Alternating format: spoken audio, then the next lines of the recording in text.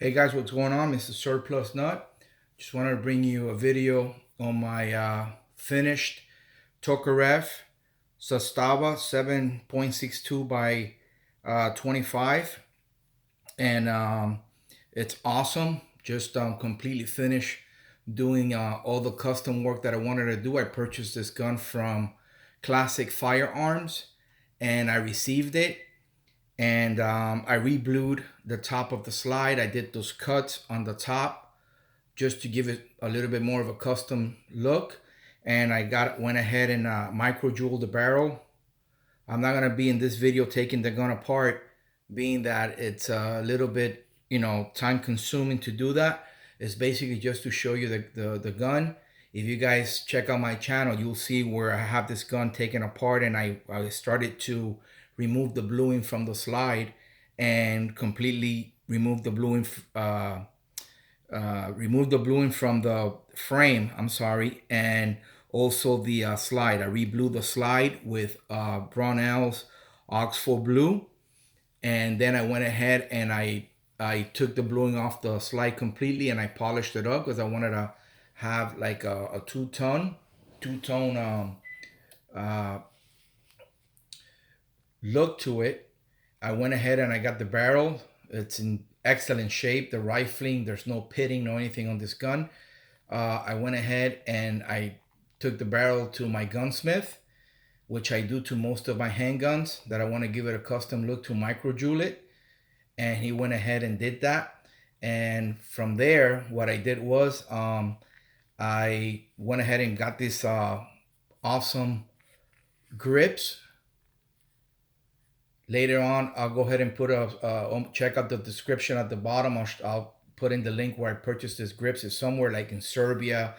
Is this guy that does this type of grips for these type of old guns, and it just feels incredible. Let me just show you guys that the gun is empty for the military YouTube safety police. The gun is empty and there's nothing in the chamber. So this gun feels awesome. Just wanted to show you guys. Here's the magazine. I went ahead and did a little bit of polishing work in the magazine just to make sure it feeds reliably. I haven't shot this gun yet. That's going to be my next thing. I do have a video on this where I started to reload for it. And this is the magazine. And just let me show you guys real quick some of the rounds that I've been reloading for this. This gun is chambered in the 7.62 by 25. It's a very high velocity round. And it's just great. It shoots very, very fast. You can get some surplus ammo that flies around 1600 feet per second. But I decided to buy the reloading dies. I have a very good video on this because guys are having issues reloading for this caliber or for this gun with the lead dies, and the bullets goes in crooked or whatever. If you go with the Reddings Mauser die set, which is kind of like the same exact case, you can reload these rounds without any issues. So this is what I did, and this is the round that it shoots. I got the Hornady XTP, which are great bullet tips. These are the 90 grain 309s, and it's just awesome. Those dies from Reddings, the Mauser dies, are awesome for this caliber. It loads it up with no issues. So I have about 200 rounds of this, which I'm gonna be taking it to the range to shoot it. So basically this gun is completely custom. As you guys can see, it looks really, really nice with these grips. It's got the grooves right there. Let me put the magazine on. It makes it look really good with that pinky support. You guys can see that. It looks great. It's got the grooves in the front. it's just got a feel to this that's incredible. When you hold this gun with the degrees of the grip that they put on these guns, it just feels great. And this, I checked out the serial number on this, and it's I think this gun was kind of like done around the 60s. So for being a gun that from that age, a 60-year-old gun, I think it looks mighty good. So just so you guys can see, that's the gun right there, Mr. Surplus Nuts, Tokarev 7.62 by 39. I finally finished it with a micro jewel barrel, the cuts on the slide, where I did those cuts myself, and with a Dremel. So you guys can see when you have when you try to do stuff, just take your time. Beautiful, beautiful gun. The polishing came out nice on the frame. I wanted again say do the two-tone. I left all this here in the front and polished, and it just looks great. Hope you guys like it.